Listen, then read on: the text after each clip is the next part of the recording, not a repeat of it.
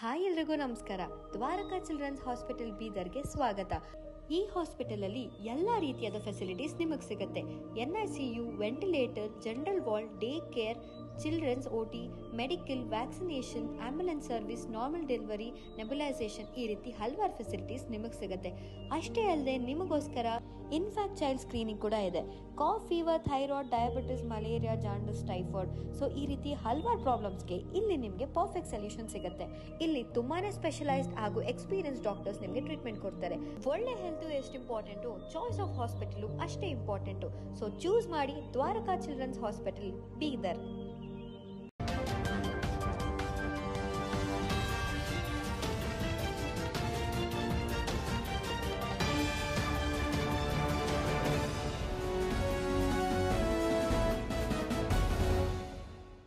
ನಮಸ್ಕಾರ, ನೀವು ನೋಡ್ತಾ ಇದ್ದೀರಾ ಸುದ್ದಿ ಸಮಯ ನ್ಯೂಸ್ ಚಾನಲ್. ಇದು ಲೋಕಲ್ ಎಕ್ಸ್ಪ್ರೆಸ್. ನಾನು ಮಹರ್ದೊಡ ಕುಳಗಿ.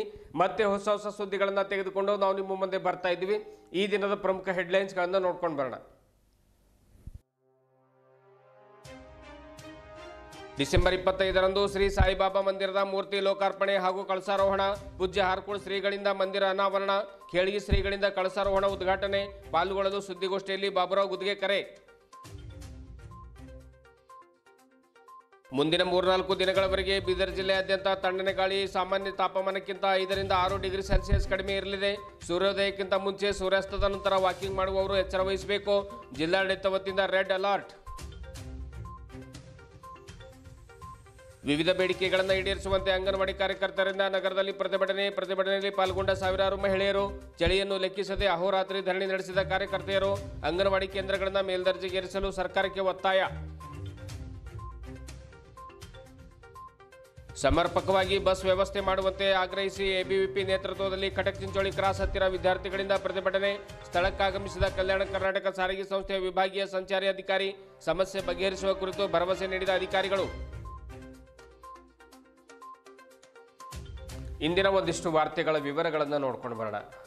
ಈ ತಿಂಗಳ 25ರಂದು ತಾಲೂಕಿನ ಸುಕ್ಷೇತ್ರ ಹೊನ್ನಿಕೇರಿ ಸಿದ್ದೇಶ್ವರ ಮಂದಿರದ ಸಮೀಪದಲ್ಲಿರುವಂತಹ ನೂತನ ಸಾಯಿಬಾಬಾ ಮಂದಿರ ಸ್ಥಾಪಿಸಲಾಗಿದ್ದು, ಈ ತಿಂಗಳ 25ರಂದು ಶ್ರೀ ಸಾಯಿಬಾಬಾ ಮಂದಿರದ ಮೂರ್ತಿ ಲೋಕಾರ್ಪಣೆ ಹಾಗೂ ಕಳಸಾರೋಹಣ ಕಾರ್ಯಕ್ರಮ ಹಮ್ಮಿಕೊಳ್ಳಲಾಗಿದೆ ಎಂದು ಶ್ರೀ ಸಿದ್ದೇಶ್ವರ ಸಾಯಿಬಾಬಾ ಮಂದಿರ ಟ್ರಸ್ಟ್ನ ಅಧ್ಯಕ್ಷರು ಹಾಗೂ ಹಿರಿಯ ರಾಜಕಾರಣಿಗಳಾಗಿರುವಂತಹ ಬಾಬುರಾವ್ ಗುದ್ಗೆ ತಿಳಿಸಿದರು. ಬುಧವಾರ ನಗರದ ಜಿಲ್ಲಾ ಪತ್ರಿಕಾ ಭವನದಲ್ಲಿ ಸುದ್ದಿಗೋಷ್ಠಿಯನ್ನು ಉದ್ದೇಶಿಸಿ ಮಾತನಾಡಿರುವಂತಹ ಅವರು 37 ವರ್ಷಗಳ ಹಿಂದೆ ಜನವಾಡದ ಓರ್ವ ದಾನಿಗಳು ಮಂದಿರ ಕಟ್ಟಲು ಜಾಗ ಕೊಡುವುದಾಗಿ ಘೋಷಣೆ ಮಾಡಿದ್ರು. ಅದರಂತೆ ಕಳೆದ 3 ವರ್ಷಗಳ ಹಿಂದೆ ಶ್ರೀ ಸಿದ್ದೇಶ್ವರ ಸಾಯಿಬಾಬಾ ಮಂದಿರ ಟ್ರಸ್ಟ್ ಅನ್ನು ಸ್ಥಾಪನೆ ಮಾಡಿ ಸುಮಾರು 10 ಎಕರೆ ಪರಿಸರದಲ್ಲಿ ಮಂದಿರ ಹಾಗೂ ಅದಕ್ಕೆ ಸಂಬಂಧಿಸಿದ ಕಾಂಪ್ಲೆಕ್ಸ್ಗಳನ್ನು ಕಳೆದ 2.5 ವರ್ಷಗಳಿಂದ ಕಟ್ಟಲ್ಪಟ್ಟು ಅದನ್ನು ಈಗ ಪೂರ್ಣಗೊಳಿಸಲಾಗಿದೆ ಎನ್ನುವಂಥ ಮಾತನ್ನು ಸುದ್ದಿಗೋಷ್ಠಿಯಲ್ಲಿ ಬಾಬುರಾವ್ ಗಾದ್ಗೆ ಹೇಳಿದರು. ಮಂದಿರದ ದರ್ಶನಕ್ಕೆ ಬರುವ ಭಕ್ತಾದಿಗಳಿಗೆ ಅಲ್ಲಿ ಉಳಿದುಕೊಳ್ಳಲು ಪುರುಷರು ಹಾಗೂ ಮಹಿಳಾ ಭಕ್ತಾದಿಗಳಿಗೆ ಪ್ರತ್ಯೇಕ ವಸತಿ ಗೃಹಗಳು, ಶೌಚಾಲಯಗಳು ನಿರ್ಮಿಸಲಾಗಿದೆ. ಶಿರ್ಡಿ ಸಾಯಿಬಾಬಾ ಮಂದಿರದ ಮಾದರಿಯಲ್ಲಿ ಇದನ್ನು ಅಭಿವೃದ್ಧಿಪಡಿಸುವ ಮುಖೇನ ಕ್ರಮ ವಹಿಸಲಾಗುವುದು ಎಂದು ಹೇಳಿದರು. ಈ ತಿಂಗಳ 23-24ರಂದು ಶಿರ್ಡಿಯಿಂದ ಚಂದ್ರಶೇಖರ್ ಕುಲಕರ್ಣಿ ಹಾಗೂ ತಂಡದವರು ಈ ಕಾರ್ಯಕ್ರಮದ ಮುಹೂರ್ತ ತೆಗೆದಿದ್ದಾರೆ. ಮಧ್ಯಪ್ರದೇಶದ ಅರ್ಚಕರೊಬ್ಬರು ಇಲ್ಲಿಯೇ ಖಾಯಂ ಉಳಿದು ನಿತ್ಯ ಪೂಜೆ ಕಾರ್ಯಕ್ರಮ ನಡೆಸುವರು ಎಂದು ಹೇಳಿದರು. ಟ್ರಸ್ಟಿಗಳು ಹಾಗೂ ಕರ್ನಾಟಕ ರಾಷ್ಟ್ರೀಯ ಶಿಕ್ಷಣ ಸಂಸ್ಥೆಯ ಟ್ರಸ್ಟ್ನ ಅಧ್ಯಕ್ಷರಾಗಿರುವಂಥ ಡಾಕ್ಟರ್ ಬಸವರಾಜ್ ಜಿ ಪಾಟೀಲ್ ಅವರು ಮಾತನಾಡ್ತಾರೆ. 23ರಂದು ಮಂಗಳವಾರ ಬೆಳಗ್ಗೆ 10 ಗಂಟೆಗೆ ಹಾರ್ಕೂಡ್ ಶ್ರೀಮಠದ ಪೂಜ್ಯ ಡಾಕ್ಟರ್ ಚನ್ನವೀರ ಶಿವಾಚಾರ್ಯರು ಮಂದಿರದ ಮೂರ್ತಿ ಪ್ರತಿಷ್ಠಾಪನೆ ಮಾಡುವರು. 24ರಂದು ಬುಧವಾರ ಬೆಳಗ್ಗೆ 10:30 ಗಂಟೆಗೆ ಖೇಳಗಿಯ ಪೂಜ್ಯ ಮಣಿಪ್ರ ಶಿವಲಿಂಗ ಸ್ವಾಮಿಗಳು ಕಳಸಾರೋಹಣ ಉದ್ಘಾಟಿಸುವರು. 25ರಂದು ಮುಖ್ಯ ಕಾರ್ಯಕ್ರಮ ಜರುಗುವುದು. ರಾಜ್ಯದ ಅರಣ್ಯ, ಪರಿಸರ ಹಾಗೂ ಜೀವಿಶಾಸ್ತ್ರ ಸಚಿವರು, ಜಿಲ್ಲಾ ಉಸ್ತುವಾರಿ ಸಚಿವರಾಗಿರುವಂಥ ಈಶ್ವರ್ ಖಂಡ್ರೆ ಮುಖ್ಯ ಅತಿಥಿಗಳಾಗಿ ಆಗಮಿಸುತ್ತಾರೆ. ಪೌರಾಡಳಿತ ಸಚಿವ ರಹೀಂ ಖಾನ್, ಸಂಸದ ಸಾಗರ್ ಖಂಡ್ರೆ, ಔರಾದ್ ಶಾಸಕ ಪ್ರಭು ಚೌಹಾಣ್, ಬಸವ ಕಲ್ಯಾಣ ಶಾಸಕ ಶರಣು ಸಲ್ಗಾರ್, ಬೀದರ್ ದಕ್ಷಿಣ ಕ್ಷೇತ್ರದ ಶಾಸಕ ಡಾಕ್ಟರ್ ಶೈಲೇಂದ್ರ ಬೆಲ್ದಾಳೆ, ಮಾಜಿ ಸಚಿವರಾದ ರಾಜಶೇಖರ್ ಪಾಟೀಲ್, ಬಂಡೆಪ್ಪ ಕಾಶೆಂಪುರ್, ಆಮೇಲೆ ಹುಮ್ನಾಬಾದ್ ಶಾಸಕ ಡಾಕ್ಟರ್ ಸಿದ್ಲಿಂಗಪ್ಪ ಪಾಟೀಲ್, ವಿಧಾನ ಪರಿಷತ್ ಸದಸ್ಯರುಗಳಾದ ಡಾಕ್ಟರ್ ಚಂದ್ರಶೇಖರ್ ಪಾಟೀಲ್, ಭೀಮರಾವ್ ಪಾಟೀಲ್, ಶಶಿಲ್ ಜಿ ನಮೋಶಿ, MG ಮುಳೆ ಗೌರವ ಅತಿಥಿಗಳಾಗಿ ಭಾಗವಹಿಸ್ತಾ ಇದ್ದಾರೆ. ಟ್ರಸ್ಟ್ ಅಧ್ಯಕ್ಷರಾದ ಬಾಬುರಾವ್ ಗುದ್ಗೆ ಹಾಗೂ ರಾಜಶೇಖರ್ ಪಾಟೀಲ್ ಅಷ್ಟೂರ್ ಬರುವ ಅತಿಥಿಗಳನ್ನು ಸ್ವಾಗತಿಸುತ್ತಾರೆ ಎಂದು ಹೇಳಿದರು. ಮಂದಿರದ ಟ್ರಸ್ಟಿಗಳು ಹಾಗೂ ಖ್ಯಾತ ವೈದ್ಯರಾದ ಡಾಕ್ಟರ್ ಚಂದ್ರಕಾಂತ್ ಗುದ್ಗೆ ಇದೇ ಸಂದರ್ಭದಲ್ಲಿ ಸುದ್ದಿಗೋಷ್ಠಿಯಲ್ಲಿ ಹಾಜರಿದ್ದು ಅವರು ಕೂಡ ಮಾತನಾಡಿದರು.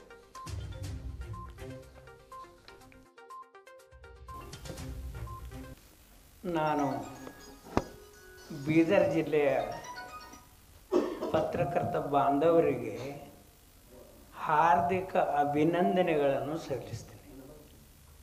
ಅದಕ್ಕೇನು ಕಾರಣಪ್ಪ ಅಂದರೆ, ಇದು ಏನು ಭವ್ಯವಾದ ಏನದ ಪತ್ರಿಕಾ ಭವನ ಕಟ್ಟಿಸಿದ್ರು ತಾವೆಲ್ಲ. ನಾನು ಭಾಳಷ್ಟಂದ ಪ್ರೆಸ್ ಕಾನ್ಫರೆನ್ಸು ಮಾಡಿದ್ದೀನಿ, ಎಂದ ಭಾಳಷ್ಟಂದ ಈ ಹಳೆಬ್ರಿಂದ ಯಾರಿದ್ರು ಅದು ಗೊತ್ತಿದೆ ಅವ್ರಿಗೇನಲ್ಲ, ಅದು ಗಂಧರ್ಶನ ಇದ್ದಾರ ಇದು ಮಾಡಿಕೊಂಡು.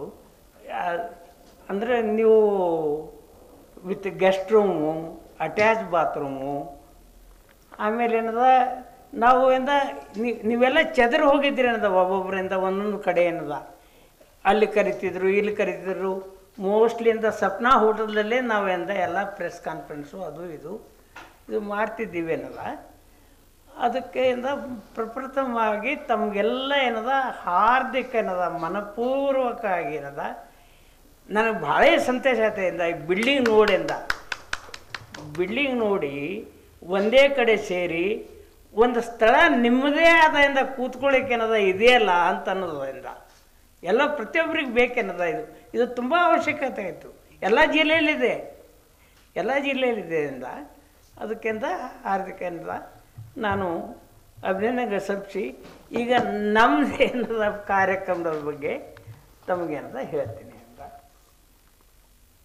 ಇಲ್ಲಿ ಹೊನ್ನಿಕೇರಿ ಏನದ ನಮ್ಮ ಸಿದ್ದೇಶ್ವರ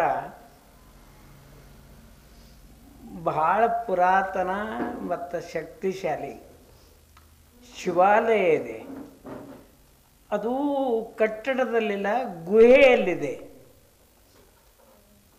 ಅದು ವಿಶೇಷ ಏನದ, ನಮ್ಮದು ಹೆಂಗೆ ನರಸಿಂಹ ಬಿರಣ ಇದೆ ಆ ರೀತಿಯಾಗಿ ಗುಹೆಯಲ್ಲಿ ತುಂಬ ಶಕ್ತಿಶಾಲಿ ಏನದ ಅದು ಶಿವಾಲಯ ಇದೆ. ಬೀದರ್ನ ಎಲ್ಲ ಪತ್ರಕರ್ತರಿಗೆ ವಂದನೆಗಳನ್ನು ಅರ್ಪಿಸಿ, ಶ್ರೀ ಬಾಬುರಾವ್ ಗುದ್ಗೆ ಅಧ್ಯಕ್ಷರು, ಶ್ರೀ ಸಿದ್ದೇಶ್ವರ ಸಾಯಿಬಾಬಾ ಮಂದಿರ್ ಟ್ರಸ್ಟ್ ಹೊನ್ನಿಕೇರಿ, ಇವರು ಇದೇ 23, 24, 25 3 ದಿವಸ ಸಾಯಿಬಾಬಾ ಮಂದಿರನ ಕಾರ್ಯಕ್ರಮ ಇದೆ. 23, 24 ಶಿರ್ಡಿನಿಂದ ಸ್ವಾಮೀಜಿಯವರು ಬರ್ತಾ ಇದ್ದಾರೆ. ಅವೆಲ್ಲ ಕಾರ್ಯಕ್ರಮವನ್ನು ಮಾಡಿ 25ಕ್ಕೆ ಲೋಕಾರ್ಪಣೆ ಹಾಗೂ ಕಳಸಾರೋಹಣ ಕಾರ್ಯಕ್ರಮ ನೆರವೇರಿಸಿದ್ದಾರೆ. ಅಂದು ನಮ್ಮ ಜಿಲ್ಲಾ ಉಸ್ತುವಾರಿ ಸಚಿವರಾದಂಥ ಶ್ರೀ ಈಶ್ವರ್ ಖಂಡ್ರೆ ಅವರು ಉದ್ಘಾಟನೆ ಮಾಡ್ತಾ ಇದ್ದಾರೆ. ಹಾರ್ಕೋಡ್ ಶ್ರೀಗಳು ಅಧ್ಯಕ್ಷತೆ ವಹಿಸಿ ಅವರು ಆಶೀರ್ವಚನ ಮಾಡ್ತಾ ಇದ್ದಾರೆ. ಮುಂದೆ ವಿಸ್ತಾರವಾಗಿ ಈ ಟ್ರಸ್ಟಿನ ಅಧ್ಯಕ್ಷರು ತಮ್ಮೆಲ್ಲರಿಗೆ ವಿವರವಾಗಿ ಮಂದಿರ ಬಗ್ಗೆ ತಿಳಿಸ್ತಾರೆ. ಧನ್ಯವಾದ.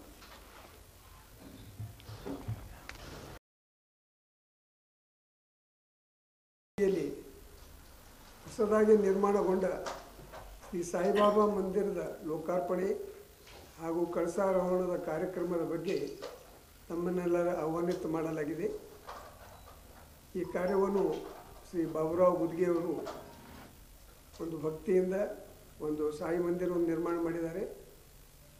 ಅದರ ಬಗ್ಗೆ ಪತ್ರಿಕಾಗೋಷ್ಠಿಯನ್ನು ಇಟ್ಕೊಳ್ಳಲಾಗಿದೆ ಇವತ್ತು. ತಮಗೆ ಮತ್ತೊಮ್ಮೆ ಸ್ವಾಗತ, ಸುಸ್ವಾಗತ. ಈಗ ಒಂದೆರಡು ಮಾತನ್ನು ಬಾಬುರಾವ್ ಗುದ್ಗೆಯವರು ಮಾತಾಡಲಿ.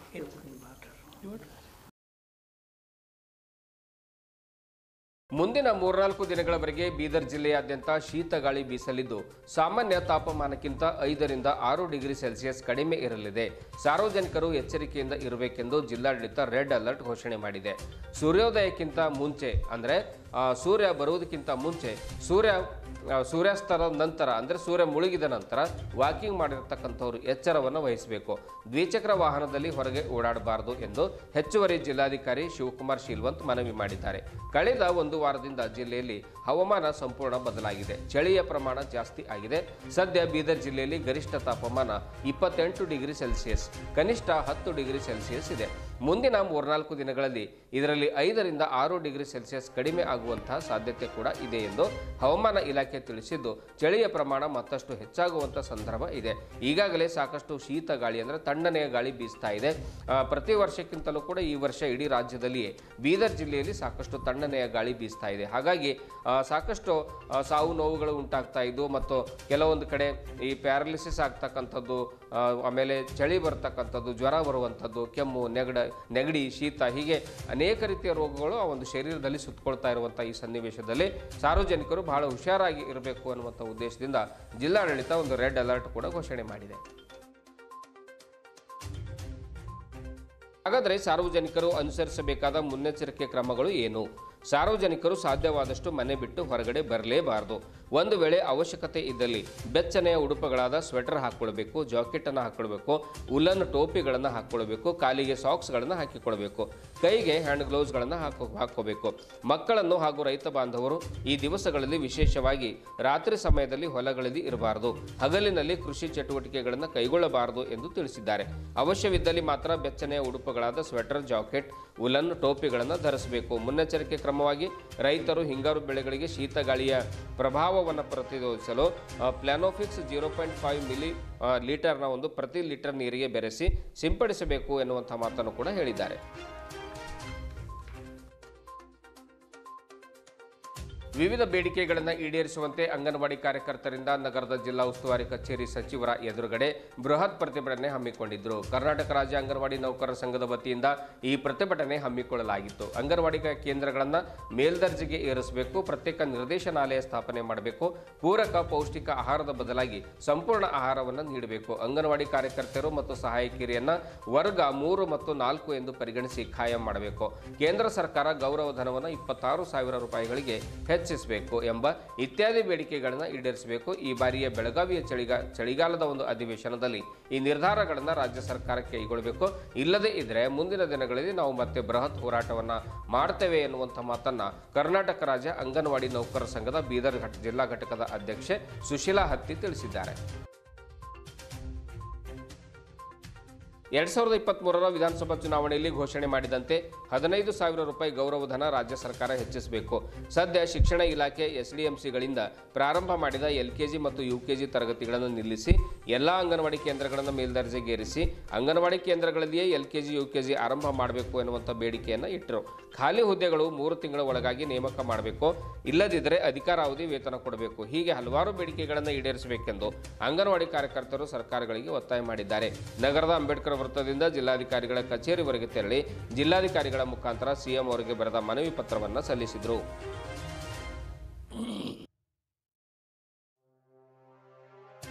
ಮಹಿಳೆಯರೆಲ್ಲ ಒಂದಾಗಿ ಹೋರಾಟಕ್ಕೆ ಮುಂದಾಗಿ, ಮಹಿಳೆಯರೆಲ್ಲ ಒಂದಾಗಿ ಹೋರಾಟಕ್ಕೆ ಮುಂದಾಗಿ, ICDS ಕಾಯ್ದೆ ಆಗಲೇಬೇಕು, ಆಗಲೇಬೇಕು, ಆಗಲೇಬೇಕು, ICDS ಕಾಯ್ದೆ ಆಗಲೇಬೇಕು, ಆಗಲೇಬೇಕು, ಆಗಲೇಬೇಕು, ಕನಿಷ್ಠ ವೇತನ 26,000 ಸಿಗಲೇಬೇಕು, ಸಿಗಲೇಬೇಕು, ಸಿಗಲೇಬೇಕು, ಕನಿಷ್ಠ ವೇತನ 26,000 ತಿಂಗಳಿಗೆ ಸಿಗಲೇಬೇಕು, ಸಿಗಲೇಬೇಕು, ಸಿಗಲೇಬೇಕು, ಅಂಗನವಾಡಿ ಕೇಂದ್ರಗಳನ್ನು ಮೇಲ್ದರ್ಜೆಗೆ ಏರಿಸಲೇಬೇಕು, ಏರಿಸಲೇಬೇಕು, ಏರಿಸಲೇಬೇಕು. ರಾಜ್ಯದಂತ ಎಲ್ಲ ಕಡೆಗೂ ನಮ್ಮ ಕರ್ನಾಟಕ ರಾಜ್ಯದಲ್ಲಿ ಎಲ್ಲ ಜಿಲ್ಲೆಗಳ ಮುಂದೆ ಬೆಳಗಾವಿ ಅಧಿವೇಶನ ಇದ್ದ ಕಾರಣ ಈಗರ ಸರ್ಕಾರ ಕಿವಿಯಾಗ ನಮ್ಮ ಕೂಗು ಬೀಳ್ತದೇನೋ ಅಂತೇಳಿ ಇಟ್ಟು ಕಷ್ಟಪಟ್ಟು ಹಗಲು ರಾತ್ರಿ ಕುಂತು ಡಿಸೆಂಬರ್ 17, 18ರ ಅಹೋರಾತ್ರಿ ಹೋರಾಟವನ್ನು ಹಮ್ಮಿಕೊಳ್ಳಲಾಗಿದೆ. ರಾಜ್ಯ ಸಮಿತಿಯ ಕರೆ ಮೇರೆಗೆ ನಮ್ಮ ಜಿಲ್ಲೆಯಲ್ಲಿ ಕೂಡ ನಾವು ಎಲ್ಲ ಕಾರ್ಯಕರ್ತರು, ಸಹಾಯಕರು ಚಳಿಯಲ್ಲಿ ಬಿಸಿಲಲ್ಲಿ ಏನೇ ಇದ್ದರೂ ಕೂಡ ನಾವು ಈಗರ ಸರ್ಕಾರ ಕಿವಿಯಾಗ ನಮ್ದು ಏನಾರ ಬೀಳ್ತದೇನೋ ಅಂತ ಕುಂತಿದ್ದೆವು. ನಾವು ಈಟಕ್ಕೆ ಬೀಳಲ್ಲ ಹೋದ್ರೆ ನಾವೇನು ಸುಮ್ಮನೆ ಕೂಡ ಸಾಧಾರಣ ಹೆಣ್ಮಕ್ಕಳಲ್ಲ, ಮಹಿಳೆಯರು ಎಂದು ಬಿ ಹೆದರೋದು ಬಿ ಇಲ್ಲ. ನಾವು ಎಲ್ಲಕ್ಕ ರೆಡಿ ಇದ್ದೇವು, ಇರ್ಲಕ್ ಬಿ ರೆಡಿ ಇದ್ದೇವು, ಸಾಯ್ಲಕ್ ಬಿ ರೆಡಿ ಇದ್ದೇವು, ಎಲ್ಲಕ್ಕ ರೆಡಿ ಇದ್ದೇವು. ಒಂದೆರಡು ಹೋದ್ರು ಬಿ ನಮಗೆ ಚಿಂತೆ ಇಲ್ಲ. ನಮ್ಮ ಅಂಗನವಾಡಿ ಕಾರ್ಯಕರ್ತರಿಗೆ ಪರ್ಮನೆಂಟ್ ಆಗ್ಬೇಕಂಬುದು ನಮ್ಮ ಆಶೆ ಅದ. 26,000 ರೂಪಾಯಿ ಸಂಬಳ ಅಂಗನವಾಡಿ ಕಾರ್ಯಕರ್ತರಿಗೆ ಆಗ್ಲೇಬೇಕ. ನಾನು ಅಪ್ಪನ ಮನೇಲಿ ಕೊಡಲ್ಲ, ಎಲ್ಲರಿಗೆ ಕೊಡ್ಲೇಬೇಕು. 2018 ಹಿಡಿದು ನಮಗೊಂದು ನಯಾ ಪೈಸನೂ ಈ ಸರ್ಕಾರ ಮಾಡಿಲ್ಲ. ಆ ಸರ್ಕಾರಕ್ಕೆ ನಾವು ಏನಂತ ಘೋಷಣೆ ಹಾಕ್ಬೇಕು ಹೇಳ್ರಿ ನೀವು? ಅಷ್ಟು ನಮ್ಮ ಹೊಟ್ಟೆ ಬೆಂಕಿ ಬೀಳತ್ತದ. ನಮ್ಮ ಅಂಗನವಾಡಿ ಕಾರ್ಯಕರ್ತರ ಸಹಾಯಕಿಯರ ಉಸಿರು ಕಳ್ಕಳಿ ಹತ್ತಿ ಒಂದಿನ ವಿಧಾನಸೌಧ ಸುಟ್ಟು ಬೂದಿ ಆಗ್ಬೋದು ಅಂತ ನನ್ನ ಹೊಟ್ಟೆ ಕಸಿಸಿ ಹೇಳತ್ತೀವಿ. ಇವಾಗ ನಾವು ಅದಕ್ಕೆ ಬಿ ಬಿಡ್ಲಕ್ಕೆ ತಯಾರಿಲ್ಲ. ನಮಗೇನಾದ್ರು ಗ್ರ್ಯಾಚುಟಿ ಸಿಗಬೇಕು, ಪೆನ್ಷನ್ ಸಿಗಬೇಕು, LKG UKG ಅಂಗನವಾಡಿ ಕೇಂದ್ರದಾಗೆ ನಡಿಬೇಕು. 1,000 ನಮ್ಮ ಗುಲ್ಬರ್ಗ 1,000 ಕೇಂದ್ರಗಳನ್ನು ನಮ್ಮ ಗುಲ್ಬರ್ಗ ಡಿವಿಷನ್ದಾಗ ಕೊಟ್ಟರ ದಯವಿಟ್ಟು ಜೂನ್ದಾಗೆಲ್ಲ ಬಂದಾಗೆಲ್ಲ ತೆಗೆದು ಎಲ್ಲ ನಮ್ಮ ಅಂಗನವಾಡಿ ಕಾರ್ಯಕರ್ತರಿಗೆ ತಗೋಬೇಕು. 40 ವರ್ಷ ಹಿಡಿದು ದುಡಿತಾ ಬಂದೆವು. ಇಂದಿಗೆ 50 ವರ್ಷ ಜನವರಿಗೆ ಅಂಗನವಾಡಿ ಕೇಂದ್ರ ಹುಟ್ಟು 50 ವರ್ಷ ಆಯ್ತು. ಯಾರು ಇಷ್ಟು ಸಂಬಳ ದುಡಿತಾರೆ ಹೇಳ್ರಿ? ಒಂದು ಆ ಮನುಷ್ಯ ಒಂದು ಪಗಾರ ಹೆಚ್ಚು ಮಾಡಲ್ಲದ್ರು 1 ವರ್ಷ ಕೆಲಸ ಬಿಟ್ಟು ಮತ್ತೊಬ್ಬರು ಬಲ್ಲ ಹೋಯ್ತಾನೆ. ಅದಕ್ಕೆ ನಾವೇನದ ಮಕ್ಕಳ ಸೇವೆ ಅದ, ದೇವರ ಸೇವೆ ಅದ ಅಂತೇಳಿ ನಾವು ಇದಕ್ಕೆ ಹಗಲು ರಾತ್ರಿ ಹಿಡ್ಕೊಂಡು ಬಿದ್ದು ನಮ್ಮ ಮಕ್ಕಳಿಗೆ, ನಮ್ಮ ಗಂಡದರಿಗೆ, ನಮ್ದು ಕುಟುಂಬದವರಿಗೆಲ್ಲ ಏನೇ ಇದು ಕೊಟ್ಟು ನಾವೇನದ ಇದ್ರಾಗ ದುಡಿತಾ ಇದ್ದೇವು. ನಮ್ಮ ದುಡಿಮೆ ನೋಡಿ ಸರ್ಕಾರ ಕೊಡ್ಲಿಲ್ಲ ಅಂದ್ರೆ ನಮಗೆ ಹೊಟ್ಟೆಗೆ ಭಾಳ ಬೆಂಕಿ ಬೀಳ್ತದೆ. ಇದು ಭಾಳ ಇದ್ರ ವಿಷಯ ಇದೆ. ಈ ಸಲ ಚಳಿಗಾಲ ಅಧಿವೇಶನ, ಬೆಳಗಾವಿ ಅಧಿವೇಶನದಲ್ಲಿ ನಮ್ದೆಲ್ಲ ಎತ್ತಬೇಕಂತ ಎಲ್ಲ ಮಿನಿಸ್ಟರ್ಗಳಿಗೆ ಎಲ್ಲರಿಗೆ ನಾವು ಹೇಳಿದೆವು, ಆಲ್ರೆಡಿ ಕೊಟ್ಟಿದ್ದೆವು. ನಮ್ಮ ರಾಜ್ಯಾಧ್ಯಕ್ಷರು ಕೂಡ ಅಲ್ಲಿದ್ದಾರೆ ಇವತ್ತು. ಅದಕ್ಕೆ ನಮ್ದು ಏನಾರ ಆಗಲೇಬೇಕಂತ ಹೇಳಿ ನಾ ಹೇಳ್ತೀನಿ. ಸುಶೀಲಾ ಅತ್ತಿ, ಬೀದರ್ ಜಿಲ್ಲಾ ಅಂಗನವಾಡಿ ಅಧ್ಯಕ್ಷ. ನಮಸ್ಕಾರ. ಕರ್ನಾಟಕ ರಾಜ್ಯ ಅಂಗನವಾಡಿ ನೌಕರರ ಸಂಘ ಬೀದರ್ ಇಂದು ಚಳಿಗಾಲದ ಅಧಿವೇಶನದ ಬೆಳಗಾವಿಯಲ್ಲಿ ಮತ್ತು ಎಲ್ಲ ಜಿಲ್ಲೆಗಳಲ್ಲಿ ಇಡೀ ಕರ್ನಾಟಕದಲ್ಲಿ ಅಂಗನವಾಡಿ ಕೇಂದ್ರಗಳನ್ನು ಬಂದ್ ಮಾಡಿ ದಿನಾಂಕ 17/12/2024ರಿಂದ 18/12/2024ರವರೆಗೆ ಅಹೋರಾತ್ರಿ ಹೋರಾಟವನ್ನು ಬೀದರ್ DC ಕಚೇರಿಯ ಮುಂದೆ ಹಮ್ಮಿಕೊಳ್ಳಲಾಗಿದೆ. ಇದರ ಉದ್ದೇಶ ICDS ಯೋಜನೆ ಪ್ರತ್ಯೇಕ ನಿರ್ದೇಶನಾಲಯವಾಗಬೇಕು. ಕೇಂದ್ರ ಸರ್ಕಾರ 2018ರಿಂದ ಒಂದು ನಯಾ ಪೈಸೆ ಕೂಡ ಹೆಚ್ಚಳ ಮಾಡಿಲ್ಲ, ಹೆಚ್ಚಳ ಮಾಡಬೇಕು. ಮತ್ತು ಚುನಾವಣೆ ಪೂರ್ವದಲ್ಲಿ ಕಾಂಗ್ರೆಸ್ ಸರ್ಕಾರ ಸಾರ್ವಜನಿಕರಿಗೆ 5 ಘೋಷಣೆ ಮಾಡಿದರು, ಗ್ಯಾರಂಟಿಗಳನ್ನು ಘೋಷಣೆ ಮಾಡಿದರು. ಅದರಂತೆ 6ನೇ ಗ್ಯಾರಂಟಿ ಅಂಗನವಾಡಿ ಕೇಂದ್ರಗಳಿಗೆ ಘೋಷಣೆ ಮಾಡಿದರು. ಆ ಗ್ಯಾರಂಟಿ ಇನ್ನೂ ಕೂಡ ನಮಗೆ ಬಂದಿಲ್ಲ. ಅದು ಕೂಡಲೇ ನಮಗೆ 6ನೇ ಗ್ಯಾರಂಟಿಯನ್ನು ಕೊಡಬೇಕು. ಮತ್ತು ICDS ಪ್ರಾರಂಭವಾಗಿ 50 ವರ್ಷಗಳ ಕಳೆದರೂ ಕೂಡ ಇನ್ನೂ ನಮ್ಮ ನೌಕರಿ ಖಾಯಂ ಮಾಡಿಲ್ಲ, ಕನಿಷ್ಠ ವೇತನ ಕೊಟ್ಟಿಲ್ಲ. ನಮಗೆ ನೌಕರಿ ಖಾಯಂ ಆಗಬೇಕು. ಅಲ್ಲಿವರೆಗೆ ಕನಿಷ್ಠ ವೇತನ ತಿಂಗಳಿಗೆ 26,000 ರೂಪಾಯಿ ಗೌರವಧನವನ್ನು ಕೊಡಬೇಕು. ನಿವೃತ್ತಿಯಾದವರಿಗೆ ತಿಂಗಳಿಗೆ ಪಿಂಚಣಿ 10,000 ರೂಪಾಯಿಗಳನ್ನು ಕೊಡಬೇಕು. ಮತ್ತು LKG UKGಯನ್ನು ಶಿಕ್ಷಣ ಇಲಾಖೆ ಮತ್ತು SDMC ಮುಖಾಂತರ ಏನು LKG UKG ಶಾಲೆಗಳನ್ನು ಪ್ರಾರಂಭ ಮಾಡಿದರೆ ಅದನ್ನು ಕೂಡಲೇ ನಿಲ್ಲಿಸಿ ಅಂಗನವಾಡಿ ಕೇಂದ್ರಗಳನ್ನು ಮೇಲ್ದರ್ಜೆಗೆ ಏರಿಸಬೇಕು. ಮತ್ತು ಪೂರಕ ಪೌಷ್ಟಿಕ ಆಹಾರ ನಮಗೆ ಬೇಡ, ಪೂರ್ಣ ಪ್ರಮಾಣದ ಆಹಾರ, ಗುಣಮಟ್ಟದ ಆಹಾರ ಬೇಕು. ವಿದ್ಯಾರ್ಥಿಗಳ ಹಿತದೃಷ್ಟಿಯಿಂದ ಸಮರ್ಪಕವಾಗಿ ಬಸ್ ವ್ಯವಸ್ಥೆ ಮಾಡುವಂತೆ ಆಗ್ರಹಿಸಿ ಎಬಿವಿಪಿ ನೇತೃತ್ವದಲ್ಲಿ ಮಂಗಳವಾರ ವಿದ್ಯಾರ್ಥಿಗಳು ಕಟಕ್ಚಿಂಚೋಳಿ ಕ್ರಾಸ್ ಹತ್ತಿರದ ಭಾಲ್ಕಿ ಹುಮ್ನಾಬಾದ್ ಮುಖ್ಯ ರಸ್ತೆಯಲ್ಲಿ ರಸ್ತೆ ತಡೆಯನ್ನು ನಡೆಸಿದರು. ಎಬಿವಿಪಿ ರಾಜ್ಯ ಸಂಚಾಲಕ ರೇವಣಸಿದ್ದಪ್ಪ ಜಾಡರ್ ಅವರು ನೇತೃತ್ವದಲ್ಲಿ ನಡೆದ ಈ ಒಂದು ಪ್ರತಿಭಟನೆಯಲ್ಲಿ ವಿದ್ಯಾರ್ಥಿಗಳು ಪಾಲ್ಗೊಂಡಿದ್ದರು. ಸ್ಥಳಕ್ಕೆ ಆಗಮಿಸಿದ ಕಲ್ಯಾಣ ಕರ್ನಾಟಕ ಸಾರಿಗೆ ಸಂಸ್ಥೆಯ ವಿಭಾಗೀಯ ಸಂಚಾರಿ ಅಧಿಕಾರಿಗಳು ವಿದ್ಯಾರ್ಥಿಗಳ ಸಮಸ್ಯೆಯನ್ನು ಆಲಿಸಿದರು. ಈ ಸಂದರ್ಭದಲ್ಲಿ ಮಾತನಾಡಿದ ಎಬಿವಿಪಿ ಮುಖಂಡ ರೇವಣಸಿದ್ದ ಜಾಡರ್, ಕಟಕ್ಚಿಂಚೋಳಿ ಒಂದು ಸಿಕಿಂದ್ರಾಬಾದ್, ಸುಲ್ತಾನಾಬಾದ್ ಗ್ರಾಮಗಳಿಗೆ ಸಕಾಲಕ್ಕೆ ಬಸ್ಗಳಿಲ್ಲ. ಇದರಿಂದ ವಿದ್ಯಾರ್ಥಿಗಳು ಪರದಾಡುವಂತಾಗಿದೆ ಎಂದು ಹೇಳಿದರು. ನಿತ್ಯ 3-4 ಕಿಲೋಮೀಟರ್ ನಡೆದುಕೊಂಡೇ ಶಾಲಾ ಕಾಲೇಜುಗಳಿಗೆ ಹೋಗಬೇಕಾಗಿದೆ. ಆಗೊಮ್ಮೆ ಈಗೊಮ್ಮೆ ಬರುವಂತಹ ಬಸ್ಗಳು ತುಂಬಿಕೊಂಡೇ ಬರ್ತಾ ಇವೆ. ಹೀಗಾಗಿ ಮಕ್ಕಳಿಗೆ ಶಾಲಾ ಕಾಲೇಜುಗಳಿಗೆ ಹೋಗಲಿಕ್ಕೆ ತೀವ್ರ ತೊಂದರೆ ಆಗ್ತಾ ಇದೆ. ಗ್ರಾಮದ ಒಳಗಡೆ ಬಸ್ಗಳು ಕೂಡ ಬರ್ತಾ ಇಲ್ಲ. ಹಾಗಾಗಿ ಕಟಕ್ಚಿಂಚೋಳಿ, ಸಿಕಿಂದ್ರಾಬಾದ್ ಈ ಎಲ್ಲ ಒಂದು ಗ್ರಾಮಗಳಿಗೆ ಬಸ್ ಸಮರ್ಪಕವಾಗಿ ಬರಬೇಕು, ಬಸ್ಗಳನ್ನು ಬಿಡಬೇಕು ಅನ್ನುವಂತಹ ಒತ್ತಾಯವನ್ನು ರೇವಣಸಿದ್ದ ಜಾಡರ್ ಅವರು ಹೇಳಿದರು. ಸಾರಿಗೆ ಸಂಸ್ಥೆ ಇರೋದು ತಮಗೋಸ್ಕರ, ತಮ್ಮ ಸೇವೆಗಾಗಿ, ತಮ್ಮ ಸಮಯಕ್ಕನುಗುಣವಾಗಿ ನಾವು ಸೌಕರ್ಯವನ್ನು ಒದಗಿಸ್ತಾ ಇದ್ದೀವಿ. ನಿಮ್ಮ ಒಂದು ಇದರಲ್ಲೇ ನಾವು ಕೆಲಸವನ್ನು ಮಾಡೋರಾಗಿದ್ದೀವಿ. ಬೆಳಗ್ಗೆ ಎದ್ದ ತಕ್ಷಣ ಬೆಳಗ್ಗೆಯಿಂದ ಸಾಯಂಕಾಲವರೆಗೆ ನಾವು ಪ್ರಯಾಣಿಕರ ಸೇವೆಯಲ್ಲೇ ನಿರತರಾಗಿರ್ತೀವಿ ಹೊರತು ಮಕ್ಕಳಿಗೆ ಹರಾಸ್ಮೆಂಟ್ ಮಾಡೋದಾಗಲಿ, ಪ್ರಯಾಣಿಕರಿಗೆ ತೊಂದರೆ ಮಾಡುವ ರೀತಿಯಲ್ಲಿ ನಾವು ಯಾವುದೇ ಕರ್ತವ್ಯಗಳನ್ನು ಮಾಡೋದಿಲ್ಲ. ಕೆಲವೊಂದು ಕಡೆ ಚಾಲಕ ನಿರ್ವಾಹಕರಾಗಿರ್ಬೋದು, ಸಂಚಾರ ನಿಯಂತ್ರಕರಿಂದ ಕೆಲವೊಂದು ಕಡೆ ಏನಾದರೂ ತಮಗೆ ನೋವಾಗಿರ್ಬೋದು, ತೊಂದರೆ ಆಗಿರ್ಬೋದು, ಅಂಥ ಪರ್ಟಿಕ್ಯುಲರ್ ಯಾರು ಅಂಥ ರೀತಿ ಮಾಡಿದಾರೋ ಅದನ್ನು ಅವರ ಹೆಸರು, ಬಸ್ ಪಾಸ್ ನಂಬರ್ ಪುಸ್ತಿ ನಂಬರ್ ತಿಳಿಸಿದಲ್ಲಿ ನಾವು ತಕ್ಷಣವೇ ಜಿಲ್ಲಾಧಿಕಾರಿಗಳಿಗೆ ಅವ್ರ ಮೇಲೆ ವರದಿ ಸಲ್ಲಿಸಿ ಅವ್ರ ಮೇಲೆ ಸೂಕ್ತ ಕ್ರಮವನ್ನು ಜರುಗಿಸಲಾಗಿದೆ. ಅದೇ ರೀತಿ ಈಗಾಗಲೇ ಮೊದಲ ಸಿಕಂದ್ಪುರ ವಾಡಿಗೆ ಮುಂಜಾನೆ ಸಿಕಂದ್ರಾಬಾದ್ ವಾಡಿಗೆ ಮುಂಜಾನೆ ಒಂದು ಸಾಯಂಕಾಲ ಒಂದು ಬಸ್ ಇತ್ತು. ಆ ಬಸ್ಸು ಸ್ಥಗಿತ ಆಗಿದೆ ಅಂತ ಅದು ಇಮಿಡಿಯೇಟಾಗಿ ನಾವು ಒಂದು ವಾರದ ಒಳಗಾಗಿ ನಾವು ಪ್ರಾರಂಭ ಮಾಡ್ತೀವಿ. ಹುಮ್ನಾಬಾದ್ ಸುಲ್ತಾನ್ಬಾದ್ ಗಾದಿ ಮತ್ತು ಹಲ್ಕಿ ಮಾರ್ಗವಾಗಿ ಇರೋಂಥ ವ್ಯವಸ್ಥೆ ನನಗೆ ಅದ್ರ ಬಗ್ಗೆ ಐಡಿಯಾ ಇಲ್ಲ. ಅದು ನೋಡಿಕೊಂಡು ಈಗ ಯಾಕಂದರೆ ನಮ್ಮಲ್ಲಿ ಡ್ರೈವರ್ ಕಂಡಕ್ಟರ್ ಶಾರ್ಟೇಜ್ ಇರೋ ಸಲುವಾಗಿ ಪ್ರತಿನಿತ್ಯ ಘಟಕದಿಂದ ಇವತ್ತು ಶಟಲ್ಗಳು ಕಾರ್ಯಾಚರಣೆ ಮಾಡಲಿಕ್ಕೆ ಸ್ಥಗಿತ ಆಗ್ತಾ ಇದ್ದವು.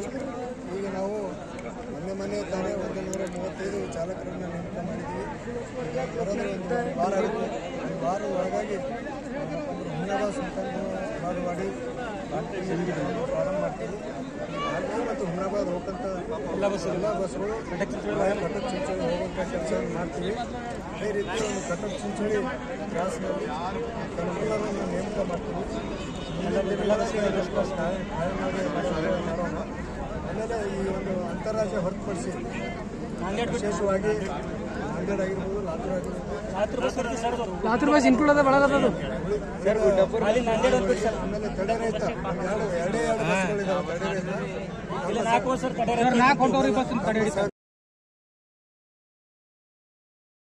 ಅದು ಇನ್ಕ್ವೈರಿ ಮಾಡ್ರಿ ಸರ್. ಅಲ್ಲಿ ಸೀದಾ ಮಾತಾಡಬೇಕು. ಅದು ಬರ್ತಾರೆ ಕಂಟ್ರೋಲ್ ಅವ್ರ ಹೆಸರು ಬರ್ಕೋರಿ. ನೀವು ನಾವೇನ್ ಬಿ ತಪ್ಪು ಮಾಡಲ್ಲ. ನಾವು ಸೀದಾ ಬಸ್ ಕೇಳಕ್ ಹೋಗ್ತೀವಿ ಸರ್. ನೈಟ್ ಒಂದು ಬಸ್ ಇಲ್ಲ ಸರ್. ಸಾಯಂಕಾಲ ಬಸ್ ಪ್ರಾಬ್ಲಮ್. 6 ಗಂಟೆ ಆಯ್ತು ಅಂದ್ರೆ ಒಂದು ಬಸ್ ಇಲ್ಲ. 8:15 ಬಸ್ ಈಗ ಒಂದ್ಸರಿ ಅಂದಿದ್ರಿ ನನ್ನ ಮನೆ ರೀಸೆಂಟ್ ಒಂದು 1 ಮಂತ್ ಆಯ್ತು. ಬಳ್ಳಾರಿ ಬಸ್ಸಿಗೆ ಏರಿದೇವ್ರಿ. ಲೇಟ್ ಆಗಿತ್ತು ಅವತ್ತಿನ ದಿನ. ಬಳ್ಳಾರಿ ಬಸ್ಸಿಗೆ ಹೋಗಿದ್ದೇವ್ರಿ. ಬಸ್ನಾಗ ಏರಿದೇವ್ರಿ. ಕಂಡಕ್ಟರ್ ಏನಂತಾನ ಇದಕ್ಕೆ ಚಿಂಚೋಳಿ ಕ್ರಾಸ್ ಸ್ಟಾಪ್ ಮಾಡಲ್ಲ, ಕೆಳಗೆ ಇಳಿ ಅನ್ನೋನು. ಇಳಿದೇವ್ರಿ. ಕಂಟ್ರೋಲರ್ ಮೇಲೆ ಹೋದೇವ್. ಅಂಕಲ್ ಈಗ ಬಂದೆ 7 ಬಸ್ ಇಲ್ರಿ, 5:15 ಬಸ್ ಬಂದಿಲ್ಲ. ಅಂಕಲ್ ಅವ್ರಿಗೆ ಹೇಳ್ರಿ ಬಳ್ಳಾರಿ ಬಸ್ ಸ್ಟಾಪ್ ಮಾಡ್ತಾರ ಅಂತ ಹೇಳಿ ಅವ್ರೇನಂದ್ರು, ನೀ ಹೋಲಕ್ರ ಹೋಗವ, ಹಂಗ್ ಮಾಡಲ್ಲ, ಇಲ್ಲಿ ಹಂಗ್ ಸ್ಟಾಪ್ ಮಾಡಲ್ಲ, ಏರ್ಲಕ್ರ ಮತ್ತೆ ಹೇಳ್ದೇವ್. ಮತ್ತೆ ನಿಂಗೆ ಒಂದ್ಸರಿ ಹೇಳಿದ್ ಅರ್ಥ ಆಗಲ್ಲ, ಇಳಿ ಕೆಳಕ್ ಅಂತ ಕಂಡಕ್ಟರ್ ಅಂತಾರೆ.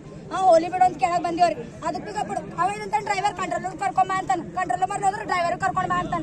ಏನ್ ಮಾತಾಡ್ಬೇಕು ಹೇಳ್ರಿ. ಕಂಪಲ್ಸರಿ ಆಕ್ಷನ್ ತಗೋಬೇಕು. ಅದು ಯಾರಂತ ಹೇಳಿ ಹೇಳಿದ್ರೆ